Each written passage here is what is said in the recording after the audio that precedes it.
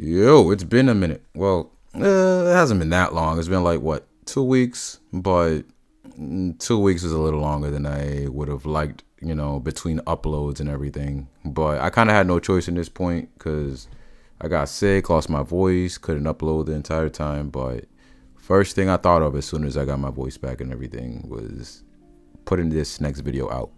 And for today's video, I wanted to do a ranking.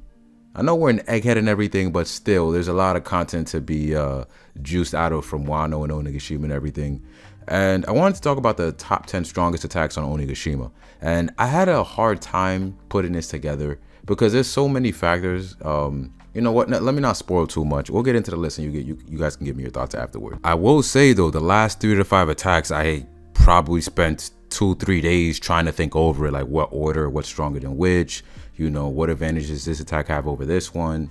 It was a long thought process going into it. But let's start it off. At number 10, I have Puncture Willy, which is Law's strongest attack. Although it wasn't the final attack to end the fight between Big Mom versus Law and Kid, I think it had the best portrayal in that fight. And that's going off the fact that, it's also going off the fact that Law's weaker version of this same attack, it had amazing portrayal.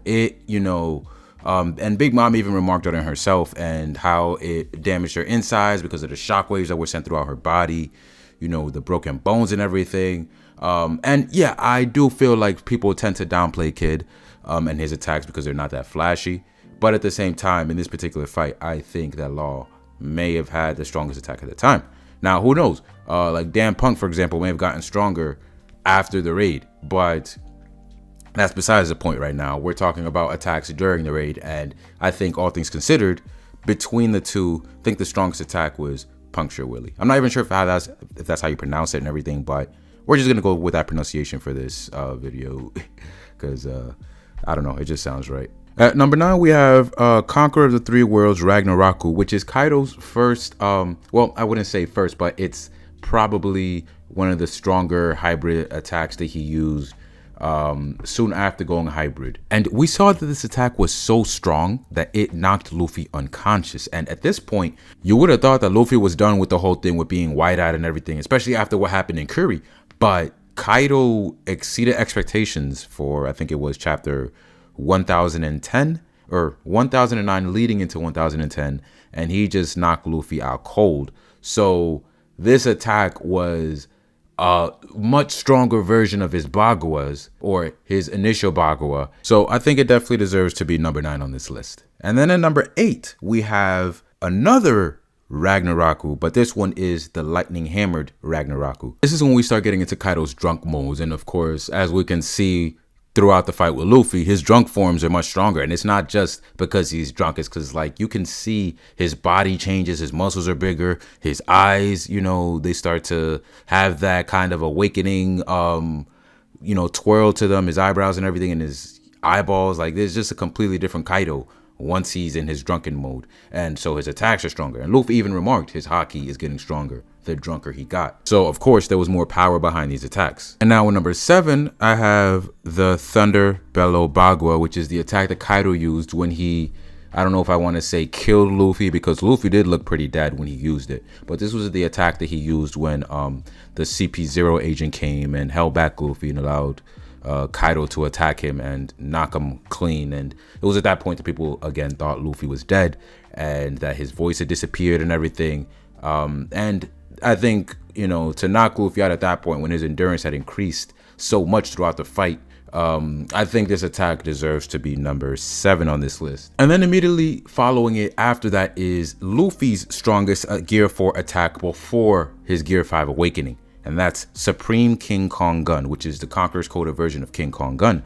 And I feel like this attack, because Kaido had a lot more attacks over his Thunder Below Bagua, I think Luffy being over, or this particular attack being over that Bagua of Kaido's, I think it makes sense. This was Luffy's strongest ability at the time, and I don't think Kaido was that far ahead of him. I mean, he was ahead of him, but I don't think it was to the point that some of his mid-tier attacks would dwarf Luffy's strongest Gear 4 attack. So I think his Supreme King Kong Gun belongs at number 6 in the strongest attacks on Onigashima. And now at number 5, we have Kaido's Death Destroyer Thunder Bagua, which I'd say is Kaido's second strongest attack, and there was just so much force and just aggression behind this attack. Not even just that though, I think the symbolism holds a lot of weight as well, because Kaido named his Baguas after the Wisdom Kings, and this particular Bagua was named after the most famous or the most well-known of the Wisdom Kings, who was Yamantaka, the Destroyer of Death. And obviously I don't think that's just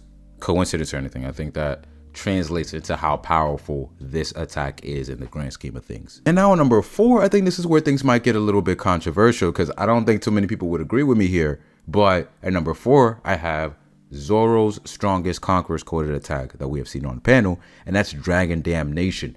And I know Zoro didn't defeat an emperor with it, but at the same time, Lunarians have amazing portrayal, and what he did to a Lunarian with it, he broke his wing, well, you know, mutilated him outright. He broke his armament-coated sword, and he just dominated him outright. And then you just see the streaks of Conqueror's haki on it. It's just, you know, it's enormous.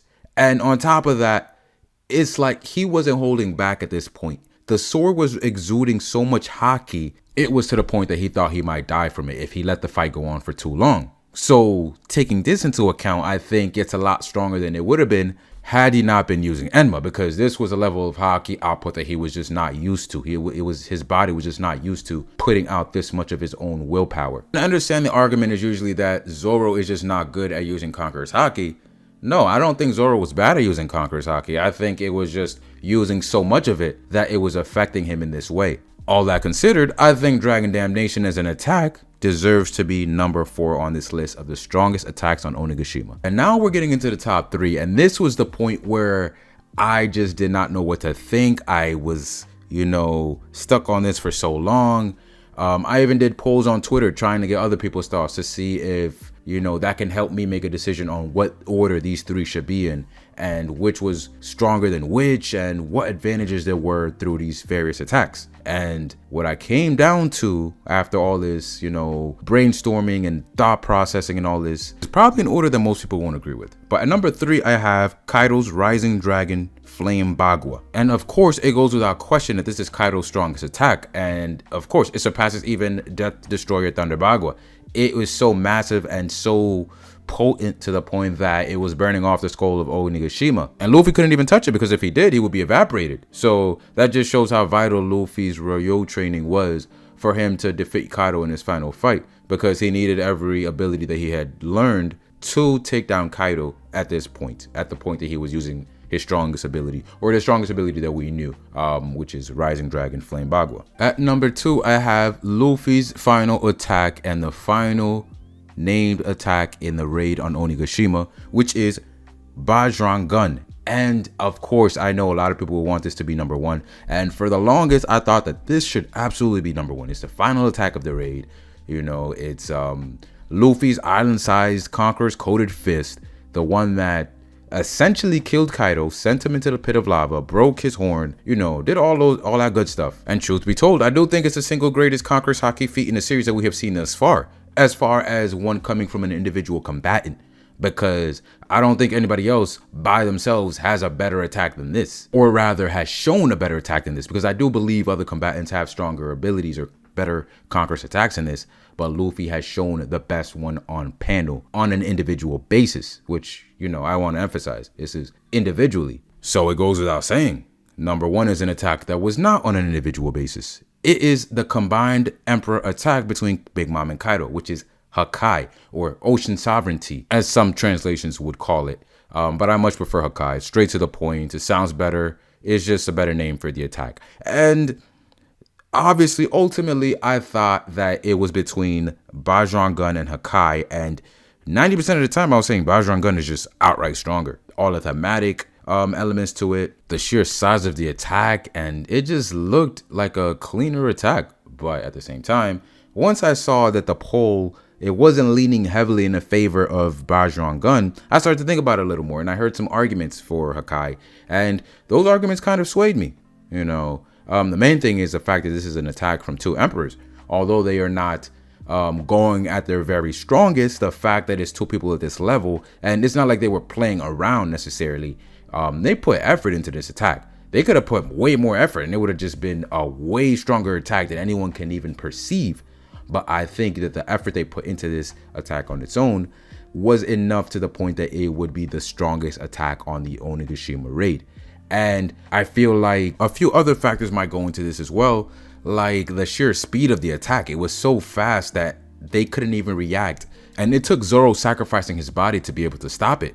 Killer said it was too quick, they won't be able to dodge in time. So the sheer speed and the force behind this attack is why I think that it is the strongest attack on the raid. And of course, I won't say this is definitive. I won't say this is an absolute fact without a shadow of a doubt, because Bajron Gun and even Rising Dragon Flame Bagua have their arguments to be made as stronger than this attack. But currently, I'm completely comfortable with calling it the strongest attack in the raid on Onigashima. I will say as well, I know people might have expected more awakening attacks in this list, but I just feel like coding has that portrayal that just puts it that it gives it that a significant edge on awakened attacks, or attacks that are solely or primarily awakened concentrated abilities. Because that's also something I thought about long and hard, like should, you know, some of Big Mom's attacks be over some of Kaido's stronger attacks on here, or, you know, should Dan Punk be here, stuff like that. But after all of thinking about it, I think that the coded attacks just dominate the